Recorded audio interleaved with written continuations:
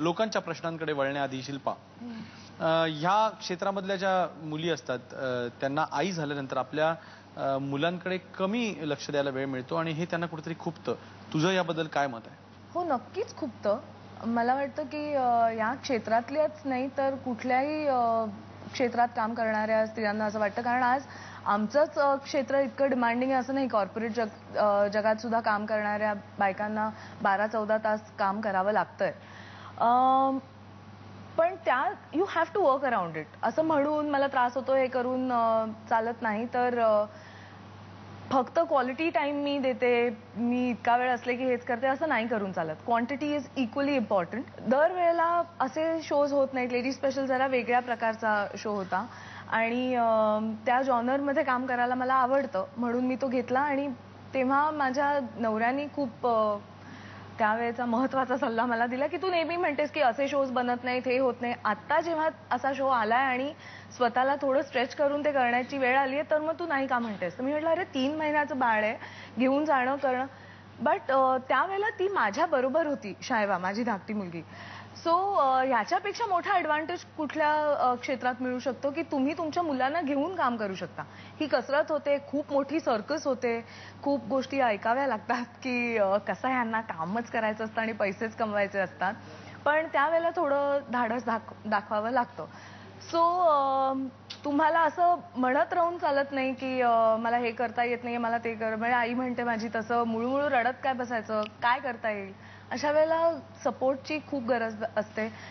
माझ्या नवऱ्याने आणि मी आम्ही दोघांनी असं ठरवलं की दोघांपैकी एक कोणीतरी असेलच असा प्रयत्न आमचा असतो. आणि आम्हा दोघांपैकी कोणी नसलं तर आजी असतेच. सो ते थोडं शेअर होतं.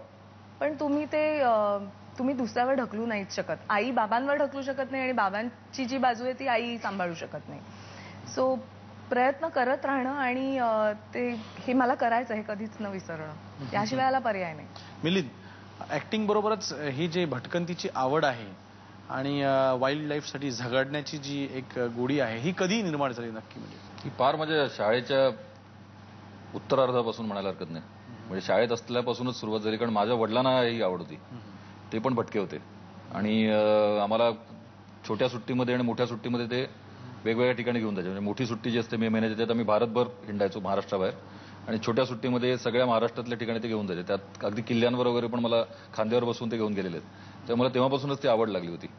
शिल्पा, एक मुंबईकर मुलगी म्हणून तू नव्या पिढीतल्या येणाऱ्या मुलींना काय संदेश देशील?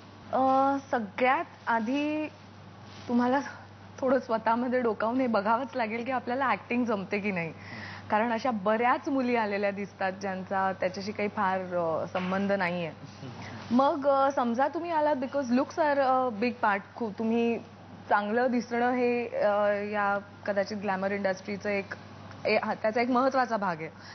पण ते त्या जोरावर आल्यानंतर सुद्धा कुठेतरी ते करावंच लागतं. ऍक्टिंग ही जमावीच लागते. त्यामुळे निदान ऑन द जॉब तरी शिका किंवा शिकण्याचा प्रयत्न करा, कारण आज तेही करताना कुणी दिसत नाही.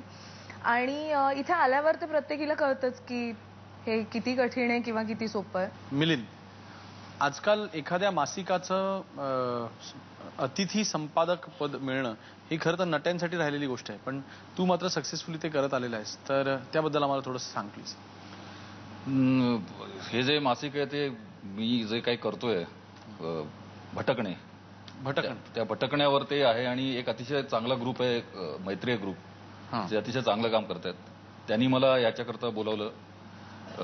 आणि मला वाटतं मी म्हणजे बऱ्याच क्षेत्रात लुडबुड करतो, पण ज्याच्यात करतो त्याच्यातलं मला बऱ्यापैकी डिटेलमध्ये ज्ञान मी मिळवलेलं आहे. त्यामुळे ज्याच्यात मी काहीतरी काम करतो त्या क्षेत्राशी संबंधित जर मी संपादक असलो तर काही हरकत नाही असं वाटल्यामुळे मी ते संपादक पद स्वीकारलं. तू इतक्या ठिकाणी फिरतोस तर आम्हाला खानदेशची वांग्याचं भरीत माहिती आहे, आम्हाला मालवणची सगळी मालवणी कालवणं सगळी माहिती आहेत, आम्हाला कोल्हापूरचे तांबडे पांढरे रस्ते माहिती आहेत. पण हे सोकॉल्ड माहिती असलेल्या ज्या सगळ्या गोष्टी त्याच्या पलीकडचं काहीतरी 1-2 डिश सांग ना आम्हाला की इथे जा आणि इथे हे खाऊन. सोलापूरला भाजकं मटण म्हणून मिळतं.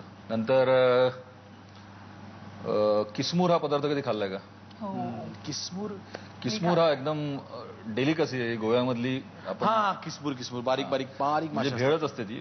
कांदा आणि सुकी कोळंबी, म्हणजे आम्ही त्याला गालमं म्हणतो, गालमं. ती आणि खोबरं नारळाचं. आपण ह्याबद्दल कार्यक्रमानंतर गप्पा मारूया. आता वेळ झालेली ती लोकांच्या प्रश्नांची. माझा प्रश्न मिलिंदजींसाठी आहे. तुमचं आवडतं गाणं कोणतं आहे? खाणं का गाणं? गाणं. अच्छा, मग सगळं खाणंच ऐकू येतं. मी जरा थोडा क्लासिकल पठडीतला माणूस आहे, हिंदुस्थानी क्लासिकल. त्यामुळे मला मुघले आझम नावाच्या चित्रपटात एक आपले बडे गुलाम अली खा साहेबांनी एक सोहनी रागामधलं गाणं म्हटलंय, प्रेम की मार कटार. ते मला फार आवडतं. म्हणजे प्रेम की मार कटार, त्याचे शब्द मला बरोबर आठवत नाहीत, पण त्यावर बेस्ट होतं ते गाणं. वा वा. पण लोकांच्या आवडीचं एखादं गाणं म्हणून दाखवायला हरकत नाही. मी मग कौशलचं एक म्हणतो. हो हो. तो पण आता वैताग लागणार आहे, मी सगळीकडे हेच म्हणत असतो. चले जा रहे हैं बिना कुछ कहे के दिल तोड़ने का सबब तक न आए, न जाने कहाँ खो गए लफ्ज सारे, गले से जो उतरे वो लब तक न आए, वो चुप से हैं खड़े मगर, वो चुप से हैं खड़े मगर, कोई बात है बाकी अभी, मैं भी हूँ चुप ये सोच कर कि हयात है बाकी अभी. पुढचा प्रश्न.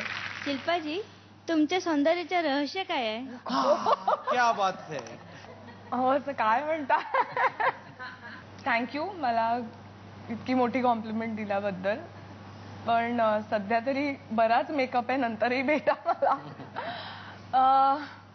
खूप टिपिकली म्हणतात ते खरंच खूप खरं आहे की मी आता तुम्ही सगळं सुंदर सुंदर हे गुप्ते सुद्धा इतक्यांदा म्हणतात, पण तुम्ही शांती वगैरे जरा एकदा परत बघाच.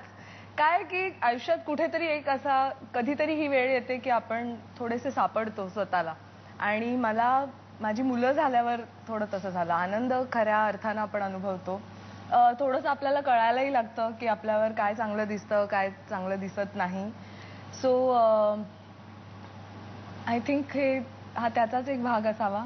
खात बीत काही मी वेगळं नाही, कुठल्या गोळ्या खात नाही अजून तरी. आणि एक 5 वर्षांनी हा आकडा दिसला केकवर की कदाचित करायला लागेल. पण मला असं वाटतं की मी खूप सहज हसू शकते कुठल्याही गोष्टीवर आणि तितक्याच पटकन रडूही शकते. म्हणून छानही दिसत असेल कदाचित. वाह, क्या बात है. पुढचा प्रश्न. मिलिंदजी, तुमची आवडती हिरोईन कोणती? मला आवडला हा प्रश्न. ऑन कॅमेरा आहे. हो, राणी इज लिस्निंग टू दिस. नाही, मी याबाबतीत अगदी सुरुवातीपासून आतापर्यंत क्लिअर आहे एकदम. मधुबाला ही पहिली आणि शेवटची आवडती. मला पटतंय. ऍब्सोल्युटली.